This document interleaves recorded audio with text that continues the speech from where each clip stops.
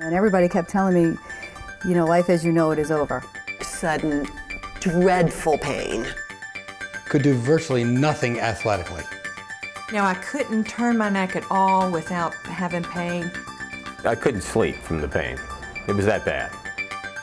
Back pain. It's one of the most common ailments in the United States. In fact, according to the National Institutes of Health, 3 out of 4 of you will experience some sort of back pain in your lifetime. If you're under the age of 45, back pain is the most likely cause of physical limitation. And if that's not bad enough, experts agree that back pain could be the most expensive medical condition to treat, costing over $15 billion a year. But what's being done to improve the quality of treatment? And what about the cost? I'm Vanessa Hill. Over the course of the next half hour, we're going to take a look at this very common problem and explore how, thanks to new advancements, more and more Americans are finding relief from back pain. Always one step ahead. The Southeastern Spine Institute presents The Age of Spinal Medicine. 10 years ago, no one would have believed that we could take out a damaged disc, give you an artificial disc, and you could have nearly a total recovery from a surgery like that.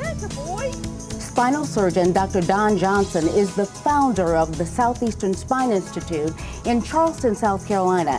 He's been a pioneer in spinal medicine, helping to develop new techniques and facilitating research with some of the best doctors in the field. Dr. Johnson explains why back pain is so common. Actually, when God made us upright and gave us thumbs, maybe the back could have been re-engineered a little bit better than it is. We stand on 2 legs. Our body weight is essentially on the lower 2 discs. It's really not an unusual thing that these 2 discs would become overworked as time goes on, and that there would be problems. Problems like a ruptured disc, for instance. Here's what happened to Julian Smith. Julian was not only a runner, but the director of the annual Cooper River Bridge Run. His work was interrupted 3 years ago when he fell victim to debilitating back pain. But what was the cause? And what would be the risk of getting him back on his feet? You know, it just seemed to get worse and worse each year, and I had chiropractic treatment. I saw a neurosurgeon. I went to different doctors and got different diagnoses. I think all those things exist because there's a lot of doctors, therapists, people that can't really come to the definitive diagnosis. Just was able to do the basics. I couldn't bend, I couldn't lift, and then, one day I just got up out of a chair and my disc slipped out. I ended up seeing Dr. Johnson. I heard he was the best in town, and when I went in, we just kind of clicked. I never make the decision about surgery. I tell to my patients what I think their options are, what I think their best options are. I just felt really comfortable with the Southeastern Spine Institute. My patients require, and I demand of them also, more interaction, more education. I had the surgery and I was up out of the bed the next day, walking around the hospital. What happened to Julian isn't unusual, but what do we really know about the delicate area of the spine? 20 years ago, backs were kind of viewed as a black box. This was a black box that we really didn't know much about inside. We couldn't see in there very well, and thus we didn't know what kind of treatments worked. During the early days of spinal medicine, different specialties would perform surgery. Orthopedic surgeons, neurosurgeons, and occasionally even general surgeons. But no specialty was able to achieve consistently good results. But subspecialty programs were created in the early 80s to try to improve the results of back surgery. Doctors would either train through orthopedic or neurosurgery, but with limited views of the human spine, doctors were often compelled to perform exploratory surgery. I can remember scrubbing on a case at the MedU and saying to the senior resident, "What are we doing?" And he said, "Christopher Columbus surgery." Medical advancements in the late 1980s would eventually lead to a new specialized field, giving hope to many people in extreme pain. For example, the improvements in the magnetic resonance imaging machine, or MRI, now allow doctors to see exactly what's going on inside the spine. 15, 20 years ago, everybody just knew the term pinched nerve or slipped disc. Unlike a traditional X-ray, which uses radiation, the MRI provides detailed imaging through magnetic fields and radio waves, which activate atoms to emit tiny radio signals. The response is then measured with a computer, creating an accurate image of the spine. And because there is no exposure to radiation, the MRI is safe and has no harmful side effects. And so now there are more concise terms. We're able to focus it in on that it's just this specific portion of the disc or just this specific nerve. It's more defined. And in doing so, that enables us to treat it much more specifically without any shotgun type of approach. Particularly the advent of MRI, which really was perfected in the early 1990s, we're able to, for the first time now, open up the box, look inside, see what the problems are. So the spine is no longer this mysterious black box that it used to be. Along with the advancement in diagnosis, improvements were also found in all areas of treatment and care, giving rise to the need for special centers dedicated to spinal medicine. Don Johnson's goal was to create an institution based on that concept. His vision came together with the formation of the Southeastern Spine Institute. He brought together top physicians from all areas under one roof to create one facility where patients would receive the best treatment and the latest technologies for their specific back or neck problems. It doesn't seem like it's that long ago, but 15 years ago, there weren't spine clinics. There weren't places that evaluated the spine. That was the idea, that we were going to have a spine institute be like a heart institute and have specialty for spine like specialty for hearts had developed back in the 60s and 70s. So many success stories with people that come in and they're in tears because their quality of life has just really fallen down, and they can't do things with their children or with their family, and they come to see us. Hopefully we can help them with injections. They may end up with surgery, but that's not such a bad thing either. There are a lot of new technology out there that can correct the problem with surgery, and you can get back to your same quality of life that you had before. A lot of exciting things happening in spine medicine. It's somewhat of a new field in that when my brother founded the practice 15, 16 years ago, there was no practice like it in the entire Southeast that was devoted entirely to spine care. After his back surgery, Julian would require all of the care that Southeastern had to offer. But how well would he recover? Well, we're going to get back to Julian later, but first, how does a dancer dance when she can no longer walk? Now, I teach 6 days a week of classical ballet. I can't walk on my right leg. The Age of Spinal Medicine, brought to you by the Southeastern Spine Institute, will continue. Ann Berbegal is a ballet instructor for the Robert Ivy School of Dance in Charleston. And for her students, it's important that she's at her best at all times. I had actually been having back pain for about 2 months, and I never pursued it. I just kind of figured it was part of the nature of the business. You know, I'm no spring chicken anymore. And so aches and pains, I totally anticipate them at this point in my life. And then one morning, I leaned over to pick up laundry off the floor, and bam. I mean, it was just abrupt, sudden, dreadful pain. And I immediately could not stand on my right leg. Went to the emergency room, went and saw my family physician, who prescribed an MRI. And when he saw the results of the MRI, he said, "I'm calling Southeastern Spinal Institute and getting you in the very next day." But what was her diagnosis? How could her doctor be certain? The pure truth about what exactly is wrong with you, what really is your problem, we have the ability to do that in the multi-specialty aspect. So I came in on a pair of crutches, and I walked in, and Steve Paletti was there, and he says, "I saw you coming down the hall, and I can tell you exactly what the problem is." And he put up the film on the screen, and he said, "You have a major rupture of your disc, and your sciatic nerve is completely crushed. If you do not take action on this immediately, you're going to have permanent nerve damage." We can always tell somebody the truth about what their problem is and give them a realistic idea of what their options are. I mean, I broke down in tears in his office. I just couldn't believe it. Possible permanent nerve damage. That's a harsh reality for anyone, but for a dancer, well, it could have ended her career. There's good news for Ann, though. The procedure that she was about to undertake is less risky than it was 20, even 10 years ago. What patients need to understand is what they may have heard about surgery from their father or their grandfather is completely different than what is performed now. It's different because we're able to see things better. When we have surgery, we're able to do it through smaller incisions, through techniques that are known as minimally invasive techniques that they're going to be operated on with a team approach. There's going to be many heads collectively together and hands collectively together taking care of them.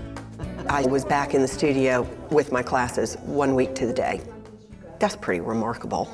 The parents out in the lobby are like, oh, it's so good to hear you back 100%. Because I mean, I'm a pretty vivacious teacher. I'm not a sedate little, I'm in there and I am truly like, get that leg up, let's go. The parents, I can't tell you how many times they're going, wow, you sound like you really feel great. And I'm like, I do. So Ann's decision to have the surgery was a success story, and these success stories are becoming more common. So what about Julian? How did his recovery go? Well, the recovery went really well. I mean, I was driving a car after 10 days. I went back to work after 10 days part-time. I took about a month off of work and worked half a day. You know, everybody at work was amazed at how I was able to come back to work so soon. Ann and Julian were faced with surgical options, but most back patients don't need surgery at all. The non-operative approach, conservative treatment, includes physical therapy, epidural injections, and other methods of pain management to relieve back problems and restore a patient's way of life. Our philosophy all along since the very beginning, when we came together, and continuing right up to the present time, is that we're going to do the most conservative treatment possible that will work for a patient. It's very gratifying when you have a patient who comes in that everybody's told that there's nothing else that can be done, and to have them leave your clinic, they'll tell you, I haven't felt like this in 10 years. It's great. Over the past 18 years, fewer than 6% of the people who have come to the Southeastern Spine Institute have required surgery. That means 94% of them don't need surgery and can improve by non-operative means. Well, very few people have to have surgery. So if your goal is that you don't want surgery, you're probably going to achieve that goal. I didn't need surgery. He told me, and I was surprised. He said, nope, I can tell by this injury that you'll be fine. The Age of Spinal Medicine, brought to you by the Southeastern Spine Institute, will continue. Lyda Finn lays in fear that her life would never be the same again after suffering a severe back injury in a major boating accident. It was a choppy day. It was a holiday, so there were a lot of other boats out there. And the driver was probably inexperienced as far as I can tell. And he was just sort of going too fast over the chop. It was really bumpy, and all four of us in the front were being bounced around a lot. And there were two kids with me, my son and the driver's son, and then an elder child. So we were all up front, and they were screaming. I mean, the kids were not enjoying themselves, and I was being bumped up and down. And unfortunately, he hit a wave that was higher than the others. And when he hit that wave, I went straight up and came right straight back down on the seat. And from then on, I was in agony and screaming. They had to drive right to shore. They called 911, but they couldn't get me out of the boat without morphine. I was in quite a bit of pain. Yeah, I was afraid, but I was even more afraid after the accident that I was going to be paralyzed. Because when they asked me to wiggle my toes in the hospital, I remember being conscious enough through the morphine they had given me to get me off the boat to realize that that's why they were asking me. And when I did wiggle my toes, that was like, thank God. And that it went from that room through Dr. Don Johnson and Southeastern Spine to the therapy, the physical therapy, because they all go together. You have to do all of it, and it makes a difference, and it really works. Lyda was relieved when she found out that she could get better without surgery. I went to see Dr. Don Johnson, and he was fantastic. He was so warm and welcoming and reassuring more than anything, because the injury was so bad I could hardly walk. I had a brace and a walker, and quite frankly, I was in a lot of pain. But to hear the words from him that he said I would be fine, I didn't need surgery, gave me such hope.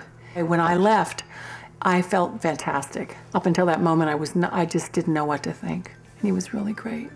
Lyda's success really isn't that uncommon. Many people experience successful recoveries from debilitating back pain without ever having surgery. You see, oftentimes, the back can heal on its own with physical therapy and conservative treatment. The doctors and medical professionals at the Southeastern Spine Institute work to treat the whole patient, enabling them to heal naturally. A big part of what we do is manage or oversee the types of physical therapy that the patient may need as far as strengthening the muscles and supporting structures around the spine. And our goal there is to reduce the stress on the disc itself and the joints to not only help patients improve at present, but also to keep this from getting worse. With the therapy, I slowly but surely regained my strength and my confidence, and it took a while, but he was right to just try to do it slowly instead of rushing into anything. And I'm glad he told me that. He directed me in a very good way. With an overwhelming success rate in non-surgical procedures, Southeastern Spine always strives to limit the number of surgeries and offer their patients as many options as possible to treat their back or neck pain. Well, what we do is we manage patients with back pain conservatively with different things such as physical therapy, epidural injections, and that type of thing, medications. We try to do everything we can to avoid patients from having to go to surgery. And that's why I think the Institute is a great place to go. Good. Because our goal is not to perform surgery. Our goal is to get you better through non-surgical techniques using modern spinal medicine. But even as some patients work to avoid surgery, their options might be limited. Well, the pain was to the point where I'd have to ice it for days at a time. Then I'd get back to where I could function again, but it was obvious to me that it wasn't really healing. I've got a 5-year-old son that I couldn't pick up. He's like, Daddy, pick me up. I couldn't do it. I mean, that hurts. We'll get back to Bob. But what happens if you have very few options at all? I actually stopped living to a degree because I couldn't do anything without discomfort. I felt like, I was old, and I am not old. The Age of Spinal Medicine, brought to you by the Southeastern Spine Institute, will continue. Susan enjoyed an active lifestyle in Greenville, South Carolina. She loved to play tennis, go boating, and water skiing, but she developed some pain in her lower back. Gradually, that pain worsened until she became quite debilitated. Susan had heard about the Southeastern Spine Institute, but she waited too late to travel to Charleston and ended up having emergency surgery at a local facility. But the results were less than satisfactory. I had that surgery, and 8 months later I was dying again. And everybody kept telling me, life as you know it is over. You're going to have to stop playing tennis, you're going to have to stop doing all kinds of fun stuff that I've always done, and I refused to accept that. So I decided to call Southeast Spine and find out if they disagreed with what I was being told, and sure enough, Dr. Paletti said, you're an awesome candidate for the fusion. Turns out, Susan and Dr. Paletti were correct. The surgery was a success, and Susan was able to return to her physically active lifestyle. I've had no problems. I do everything. I'm back to working out at the gym. I ride bikes. I do all kinds of activities, and I do not have any problems. I now can do everything that I love to do with no discomfort at all. It changed my life. I'm back to having a life. And Bob's choice? A relatively simple surgery. Good results now enable him to pick up his young son again. I'd spent a year and a half trying to avoid surgery, and ended up doing it, and it's been great.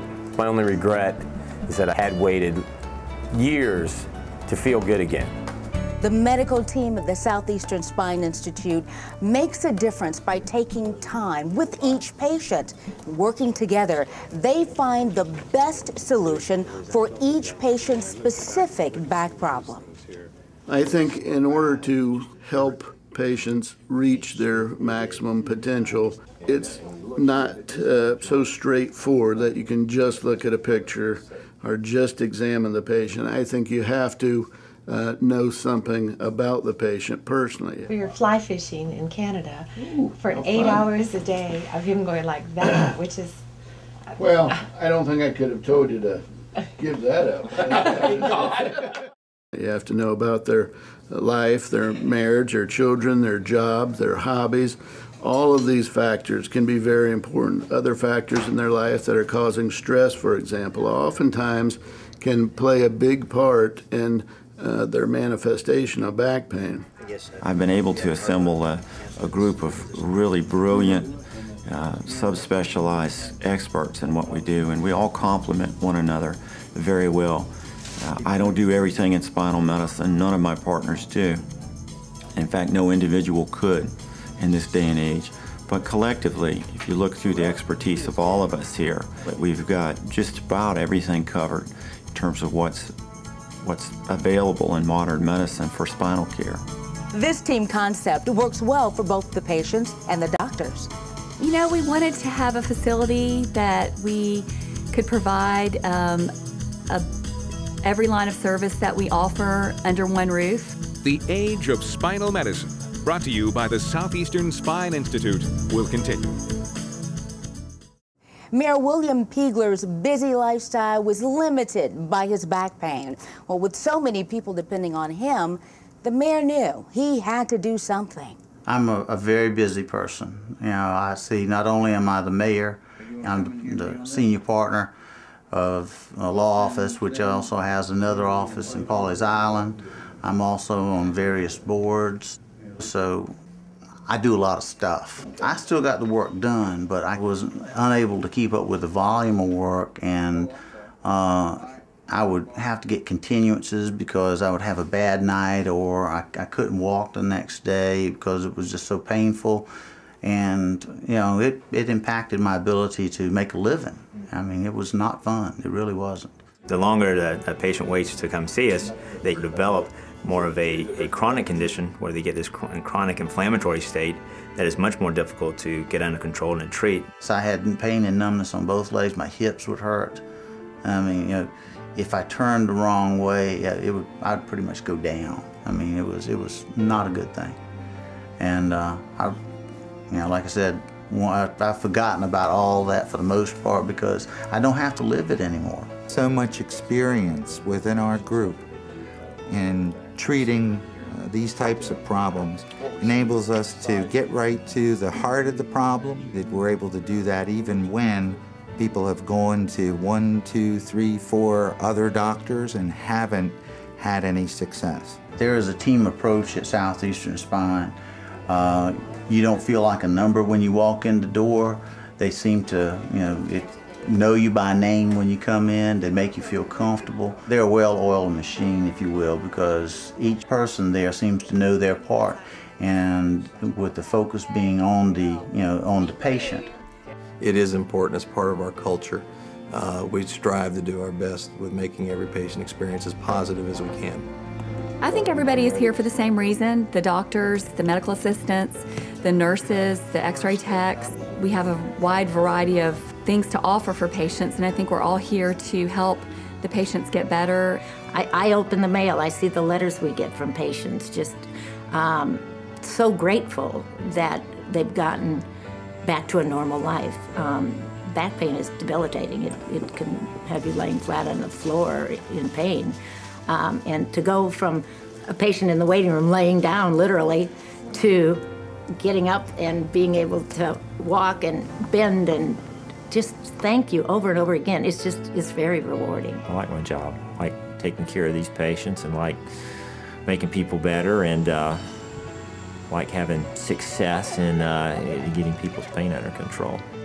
Yeah, we definitely all share that same vision, that same goal as far as patient care and you know, offering that to the people in this community. And so, yes, we're happy to be part of that and proud.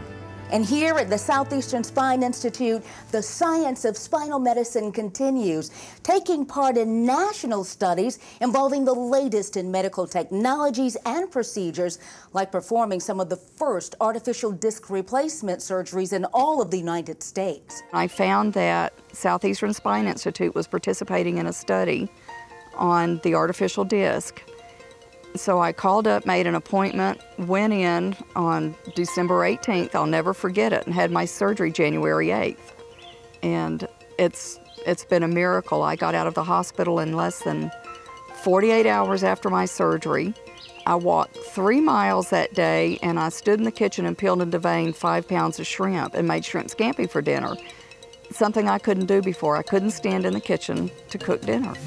For patient care and concerns about cost, there is comfort in knowing that spinal medicine has not only gotten better at the Southeastern Spine Institute, it has also gotten easier. In a smaller outpatient ambulatory surgery center environment, we don't have nearly the costs associated with operating a very large, very complicated healthcare delivery system. We're very specific in what we do, very streamlined, and yes, there's a good bunch of money to be saved in this environment. In this day and age when healthcare is so expensive and spine problems can be so disabling, I think it's a shame for anybody to not get the best care that is available. It's a shame for them to live with some type of disability that they may not necessarily have to live with. In future programs, we'll explore more of the developments in spinal medicine, and we'll hear more of the stories from people like you who finally have relief from debilitating back pain thanks to the work of doctors like the ones at the Southeastern Spine Institute. And when they do have a great outcome, there's nothing more gratifying. Practice is pretty strong, and I like to think a lot of that has to do with recommendations from satisfied patients. No question in my mind, I would suggest Southeastern Spine. Their work is, to put it in a real simple tone, they're good. But not having that pain, to me, was just the greatest thing that ever happened to me. And, you know, it's just like, yay, I can live again. You know, I got my life back. And when it became necessary for surgery, I relied on them again. And that's why I'm smiling today. I just am so glad that I found them. I mean, I really mean that. I know people who have been suffering with leg pain for 2 years. And I'm telling you, I went in one day and it was just a clear-cut path to follow. The Age of Spinal Medicine, brought to you by the Southeastern Spine Institute. Always one step ahead. We do have a good team here. We've had a number of people working at the Institute that have been with us more than 15 years. We've grown together, we've seen the practice evolve together, we've seen spinal medicine evolve. And we've got a strong, cohesive team. We've got a group of people that really care about what they're doing, and that's the most important thing to us. For more information on spinal medicine, please visit our website at southeasternspine.com or call our offices at 866-SPINE-50.